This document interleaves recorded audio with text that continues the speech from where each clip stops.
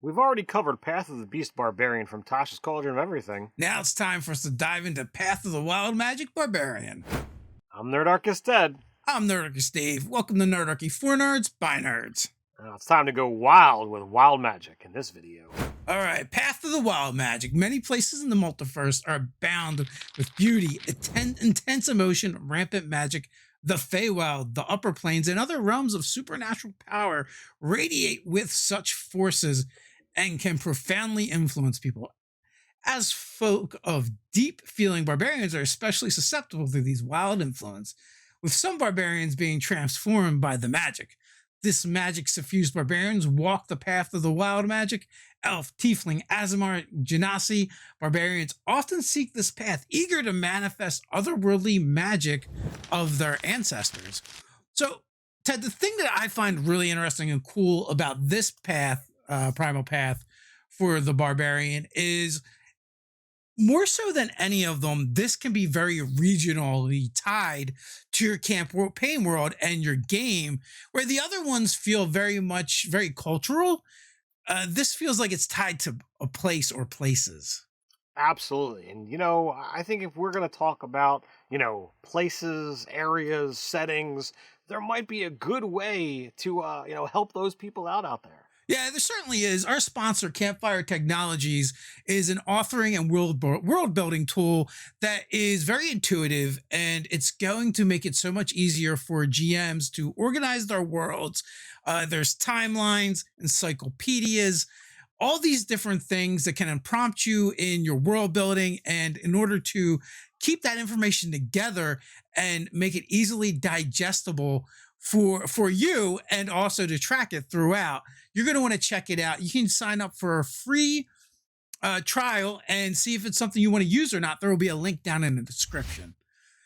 All right, Ted. So let's kind of jump into it and, talk about this one. I actually have a little bit more experience with than any of the other subclasses from Tasha's, right? Mm-hmm. Because I've been playing in a Saturday game in Ravenloft with a bunch of people, and one of the characters is playing a wild magic. Yeah, so Ted, so I've had some experience with it, with this one from that game. What are your initial thoughts about the concept of the magic barbarian? So I initially I'm very much against it, but when you really break it down and you look at the primal nature, we know the word nature is there, but the fact that barbarians are tied to that primal power and to nature to some extent. We already see shamans, we already see druids, rangers, and they have access to magic. Every other core class in D&D has a magic version to some degree. So we knew it was only a matter of time before we wind up seeing a barbarian that has magic of some aspect. And I'm actually kind of pleased with how this one came out. So definitely in the for pile, not against. Yeah, I wasn't expecting it. It kind of came out of left field for me as well. If I'm thinking Primal Path Barbarian, maybe they would have harkened back to one of the previous editions and tried to pull off like the Rage Mage, and tried to bring that back into the game somehow, but they went in a total different direction. I don't know. Were you thinking a magic version of the Barbarian? Is it something you like, you don't like? Or would you have rather seen something from previous editions? Or you're like, no, can't we just have one freaking class that doesn't use magic? Let us know down in the comments below. On your way down there, don't forget to stop by that section in the middle. Help Nerdarchy out. Do all those cool things that make YouTube happy. Like, share, subscribe, comment, even ring that notification bell. Yeah, a quick reminder, we drop new Nerdarchy videos every Monday, Wednesday, and Friday, so come back to the channel and see what we're talking about. With that, let's jump into it and start breaking down the features. Absolutely. So, barbarians get abilities at 3rd level, and they start off with magic awareness. As an action, you can open your awareness to the presence of concentrated magic. Until the end of your next turn, you know the location of any spell or magic item within 60 feet of you that isn't behind total cover. When you sense a spell, you learn which school of magic it belongs to. You can use this feature a number of times equal to your proficiency bonus, and you regain all expended uses when you finish a long rest. So in our Ravenloft game, this actually comes up a lot. And because of playing that game, I know this feature has changed from what it was in Unearthed Arcana. Because in the Unearthed Arcana, the barbarian would glow a color based on the school of magic. Here, you just know what they are. You kind of see what's going on. Everyone around you doesn't see, that character's purple again. I guess transmutation magic's about. Well, I kind of like the idea of the barbarian glowing. It's fun. I mean, you can always throw it back in there. But as written, that's the way it is. But I definitely like the hilarity of that aspect. Next up at third level, you also get access to Wild Surge. The magical energy is whirling inside you, sometimes erupt from you when you enter a rage. Roll on the wild magic table to determine the magical effect produced. If the effect requires a saving throw, the DC is equal to 8 plus your proficiency bonus plus your constitution modifier. So we got this table of 8 things. We got 8 cool things, and they're kind of worth talking about. Shadowy tendrils lash around you. Each creature of your choice that you can see within 30 feet of you must make a succeed a constitution saving throw or take a die 12 in necrotic damage. You also gain a die 12 of temporary hit points. So this is nice. You rage. As soon as you rage, you get something barbarians don't typically get, and that's a ranged attack. And you're going to get those temporary hit points too. So that's pretty sweet. Number 2 is you teleport up to 30 feet to an unoccupied space you can see until your rage ends. You can use this effect again on each of your turns as a bonus action. That turns your barbarian to being super mobile. And number 3 is an intangible spirit, which looks like a flump or a pixie. Your choice appears within 5 feet of one creature of your choice that you can see within 30 feet of you. At the end of the current turn, the spirit explodes, and each creature within 5 feet of this must succeed a dexterity saving throw or take die 6 force damage. Till your rage ends, you can use this effect against, again, summoning another spirit on each of your turns as a bonus action. Magic infuses one of your weapons of choice that you are holding. Until your rage ends, the weapon's damage type changes to force, and it gains the light and thrown properties with a normal range of 20 feet and a long range of 60 feet. If the weapon leaves your hand, the weapon reappears in your hand at the end of the current turn. Now, both of those abilities that we just went over, 3 and 4, have changed, right? The one used to be, I think it was like a certain number you summoned or a random number, and they just went out in different random directions, and whatever they hit, they exploded on. Could have been enemies, could have been friendly. I kind of like the randomness of that because it's wild, and this used to be psychic damage, not force damage, which is a big difference. Oh, indeed. Number 5 is whenever a creature hits you with an attack roll before the end of your rage, creature takes a die 6 force damage as magic lashes out in retribution. You hit me, I hit you. Yeah, it works for me. Till your rage ends, you're surrounded by multicolored protective lights. You gain a +1 bonus to AC while you're within 10 feet of you. Your allies gain the same bonus. I think this used to be a higher bonus, like +2, but you didn't affect your allies. So this is kind of cool because it gives the barbarian the ability to buff your allies as well. Number 7, flowers and vines temporarily grow around you until the rage ends. The ground within 15 feet of you is difficult terrain for your enemies. That is always nice. Adding the layers of utility. Possibly allowing someone not to get to you because when they get within 15 feet, all of a sudden movement becomes doubled. Yeah, and I think that one might have changed too. I think that might have just affected everybody, and they might have made it just the enemies now. I could also be wrong on that one. Lastly, a bolt of light shoots from your chest. Another creature of your choice that you can see within 30 feet of you must succeed on a con save or take 1d6 radiant damage and be blinded until the start of your next turn. Until the rage ends, use this effect again on each of your turns as a bonus action. I feel like our wild magic barbarian pretty much always rolls this one, and the enemy always makes their saving throw. And I just affectionately refer to this one as the Iron Man effect. It's definitely fun. Looking at all of these things that are going to give you that reoccurring option, giving barbarians something to do with their bonus action that they might not have already had something to do with is super awesome. So definitely love the flavor. Definitely love what they're putting in here. They're painting with a nicer brush with wild magic on this barbarian than they did with the sorcerer, who, at first level can totally fireball the party, killing everyone right at low level. As it should be.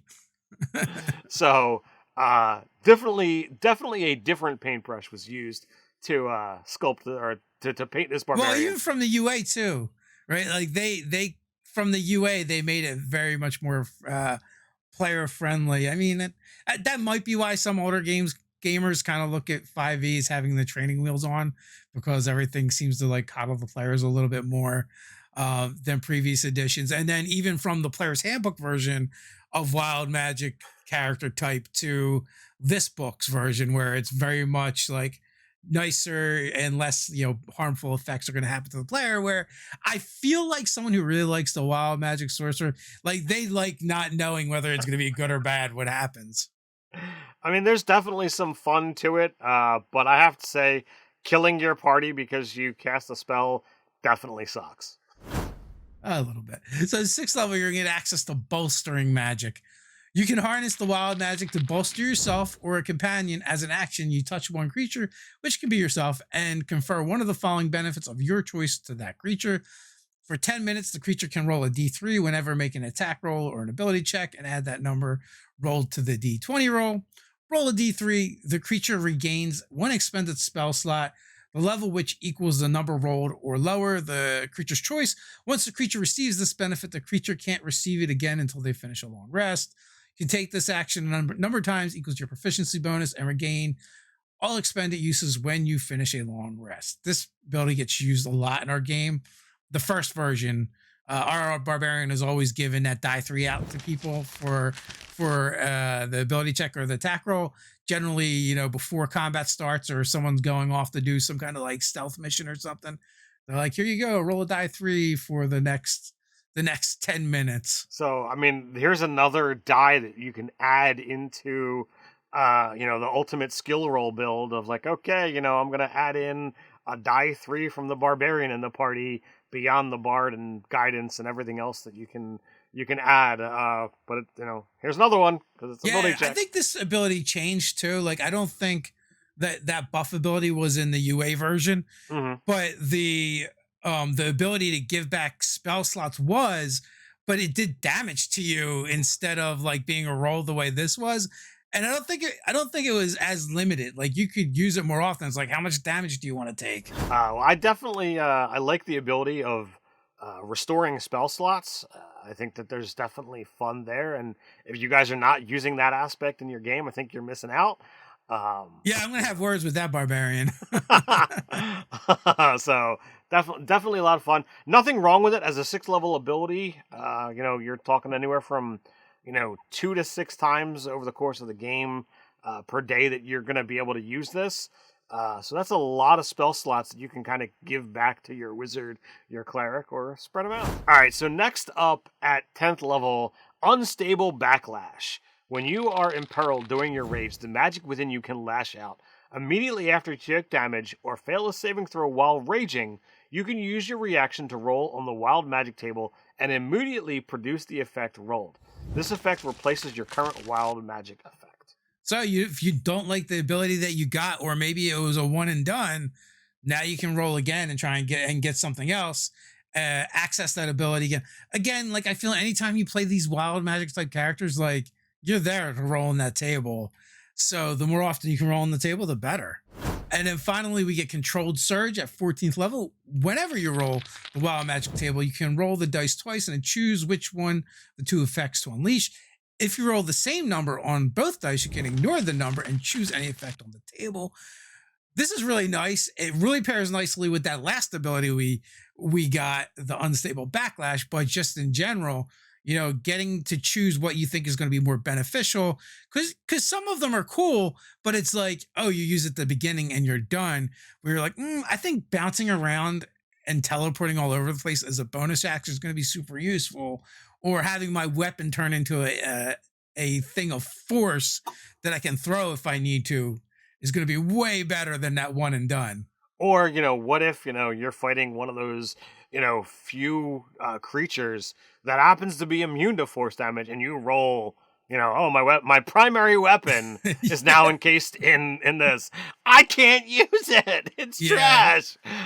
So totally useful. And at 14th level, you might be, going up against those kind of foes. So to that, like the Helmhar jumps to mind right away. It is one of the few things that just is right out of the box is immune to force damage, and it's not a super high level monster. That is true. So I mean that could be the bane of this particular barbarian of like, oh man, if I happen to roll that force weapon, I'm just kind of screwed. I gotta have a backup. Yeah, for sure. You need to carry 2 of your main weapon. Well, so there's things I really like about this, and for the same reasons I don't like it. Like this barbarian does the cool thing of being able to buff other people in the party and fill some support roles, right? But because it's random, you never really know when those options are going to come up. So I almost wish there was a barbarian path now that focuses solely on those areas that you had more control over. Well, I mean, there's always avenues of things to create. I like this barbarian as it is. Out of Oh yeah, I agree. It just made me think in other directions. The fact that you do have a barbarian that does have support role capabilities is kind of cool, which means like if we were to go back and redo our single class party, like we might have to rethink some things, because this is one of the few barbarians that can use that bolstering magic to assist the party. I mean, granted, giving spell slots back isn't going to be very useful for that party, but that die 3 on skill checks might come in handy, especially for that party. Absolutely. Hey, need another barbarian video? Check out the Rage Mage D&D Barbarian 5e guide. It's up here somewhere. Click away. And if you'd like to help Nerdarchy keep the lights on and keep making videos like this, you might want to consider supporting us over on Patreon. As a thank you, you'll receive monthly 5e content for players and DMs alike, a chance to game with us, and more. So until next time, stay nerdy.